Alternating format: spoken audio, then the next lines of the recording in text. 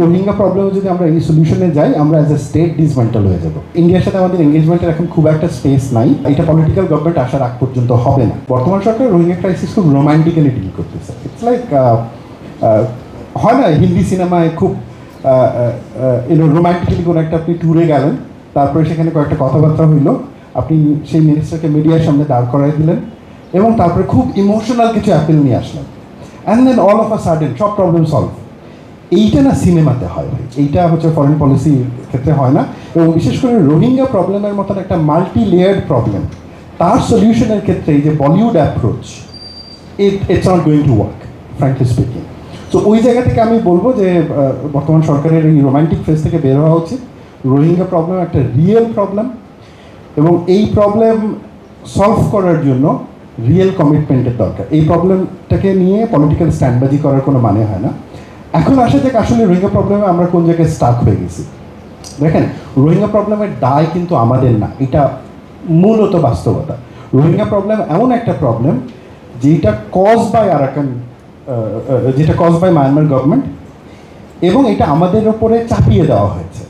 এবং 2018 সালে যখন রোহিঙ্গা ইনফ্লাক্স হচ্ছে, তখন আমি সাংবাদিক হিসেবে কাজ করছি। আই হ্যাড দ্য চান্স ওই সময় একদম গিয়ে কাজ করার, এবং তার পরবর্তীতে 19-20-এ আমি সম্ভবত একটা বই এডিট করি রোহিঙ্গা ক্রাইসিস এবং বুদ্ধিস্ট ন্যাশনালিজম নিয়ে। আমার লং কনভারসেশন হয়েছে ব্রিগেডিয়ার সাখাওয়াতের সাথে, এখন যিনি হচ্ছে যে উপদেষ্টা পরিষদে রয়েছেন। এবং আমি জানি না আপনারা জানেন কিনা, brigadier Sakhawat was the person যাকে জিয়াউর রহমানের সময় ওই অঞ্চলে অভিযান প্রেরণ করার জন্য আর্মির দায়িত্বে তাকে পাঠানো হয় 78-এ or 77, I might be wrong about the year. So এবং এই যে কনভারসেশন এবং ওভারঅল আন্ডারস্ট্যান্ডিং আমি যে জিনিসটা বুঝেছি সেটা হচ্ছে যে রোহিঙ্গা প্রবলেমের কোনো স্ট্রেট কাট সলিউশন নেই। There is like to way. One is যেটা খুবই রিস্কি, মিলিটারি অ্যাপ্রোচ, যেটা হচ্ছে যে 1971-এ আমাদের সাথে ইন্ডিয়ানরা করেছিল। অর্থাৎ উই হ্যাড রিজনেবল গ্রিভিয়েন্স, আমাদের জাতীয়তাবাদী একটা আন্দোলন ছিল, আমাদেরকে গণহত্যার দিকে পুশ করা হয়েছে। We took arms, we came back, we fight. এবং এটা ইন্ডিয়া ওই সময় আমাদেরকে হেল্প করতে পেরেছিল because they have that economy, তাদের ওই গ্লোবাল পাওয়ার ছিল, গ্লোবাল ইনফ্লুয়েন্স ছিল, এবং তাদের ইন্দিরা গান্ধীর মতন একজন নেতা ছিল যে হচ্ছে গোটা ওয়ার্ল্ডে ঘুরে একটা জনমত তৈরি করেছিল। আমাদের ক্ষেত্রে রোহিঙ্গা প্রবলেমে যদি আমরা এই সলিউশনে যাই, আমরা অ্যাজ এ স্টেট ডিসমেন্টাল হয়ে যাব। কারণ হচ্ছে আমরা ওই ভায়োলেন্সকে কন্টেইন করতে পারবো না বর্ডার, এটা বাস্তবতা। আমাদের মিলিটারি হচ্ছে ডিফেন্সিভ মিলিটারি, আমাদের মিলিটারি অফেন্সিভ মিলিটারি না। তো তার ফলে এখন যেটা অনেকে এখন এই প্ল্যানটা বলেন যে রোহিঙ্গাদেরকে ট্রেন করাও, এই করা ওই করাও, তারপরে পাঠাও, না, এইটা আমরা পারবো না, কারণ এইটা আমাদের ন্যাশনাল সিকিউরিটির জন্য একটা সিরিয়াস থ্রেট। তাহলে সেকেন্ড অপশনটা কি? ডিপ্লোমেসি। সেই ডিপ্লোমেসিতে আমাদের স্টেক হোল্ডার কারা? স্টেক হোল্ডার হচ্ছে যে globally America, regionally China, India, ASEAN state যেগুলো রয়েছে। Myanmar itself is a stake holder.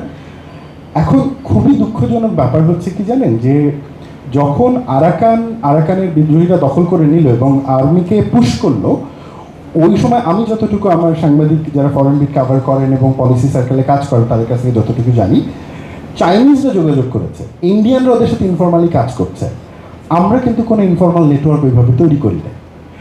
কারণ হচ্ছে যে আমরা তখন পর্যন্ত মনে করতেছি না আমরা হচ্ছে মেইন মিলিটারি গভর্নমেন্টের সাথেই করবো।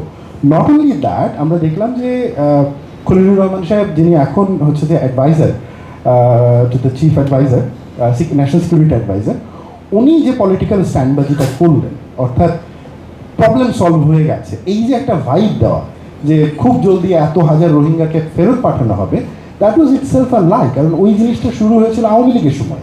আওয়ামী লীগ ওই কাজগুলো শুরু করেছিল, বাট পরে ওইটা পারে না, বিকজ ওইটা ওদের একটা প্ল্যান ছিল যে এটা দিয়ে তারা একটা গ্লোবাল নিয়ে আসবে। সেম জিনিসটাকেই এই গভর্নমেন্ট পিক করলো। আমি পলিসির তো কোনো পার্থক্য দেখছি না।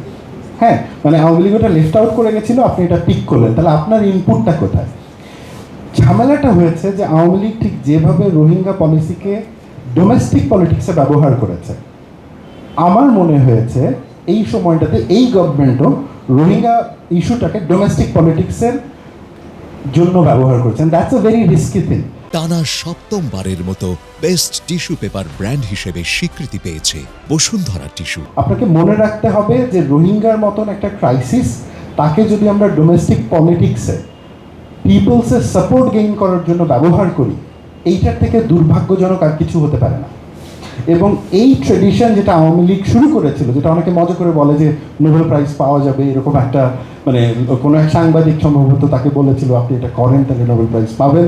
আনফর্চুনেটলি আই নো দ্যাট সাংবাদিক অ্যাজ ওয়েল, বাট দ্য কাহিনী হচ্ছে যে এটা তো ওইভাবে কাজ করে না। তাহলে আমরা কীভাবে এই প্রবলেমটা সলভ করতে পারি? We have to engage, we have to engage with US, we have to engage with China, we have to engage with India. কিন্তু এখানে একটা দুঃখের বিষয় কি, যে ইন্ডিয়ার সাথে আমাদের এঙ্গেজমেন্টের এখন খুব একটা স্পেস নাই। এটা পলিটিক্যাল গভর্নমেন্ট আসার আগ পর্যন্ত হবে না। China is more interested in Myanmar, মানে চায়নার কোনো কারণই নাই রোহিঙ্গা ক্রাইসিসে বাংলাদেশের পক্ষে দাঁড়ানোর মায়ানমার ছাড়া, বিকজ মায়ানমার চায়নাকে বেশি সুযোগ সুবিধা দিয়েছে, মায়ানমার রিজিম, দেন আমরা এভার পসিবল আমরা দিতে পারি। আমেরিকার একটা ইন্দো প্যাসিফিক স্ট্র্যাটেজি প্ল্যান রয়েছে। এই স্ট্র্যাটেজি প্ল্যান শুরুর দিকে যখন আসে তখন ঢাকায় অনেক আলাপ আলোচনা হয়েছিল। আমরা এখন শিওর না যে নতুন যে গভর্নমেন্ট আসছে আমেরিকায় তারা কতটুকু এই প্ল্যান ইমপ্লিমেন্ট করার চিন্তা নিয়ে আছে, কারণ হচ্ছে যে এই প্ল্যানের সাথে জড়িত অনেক কয়জন তাদেরকে কিন্তু ট্রাম্প গভর্নমেন্ট সরিয়ে দিয়েছে। সো এখানে কতটুকু পলিসি কন্টিনিউ করবে সেটাও নির্ভর করবে। ফ্র্যাঙ্কলি স্পিকিং, রোহিঙ্গা নিয়ে আমাদের হাতে কোনো সলিউশন নাই, এইটা আমরা সাহস করে বলতে পারি না, বাট যেহেতু আমি একজন অ্যাকাডেমিক এবং I have that liberty to speak the truth, we don't have any solution with the Rohingya problem. But instead of thinking আমরা কী করতে পারি, আমরা এইভাবে চিন্তা করতে পারি কি না করতে পারি। কি না করতে পারাটা কি?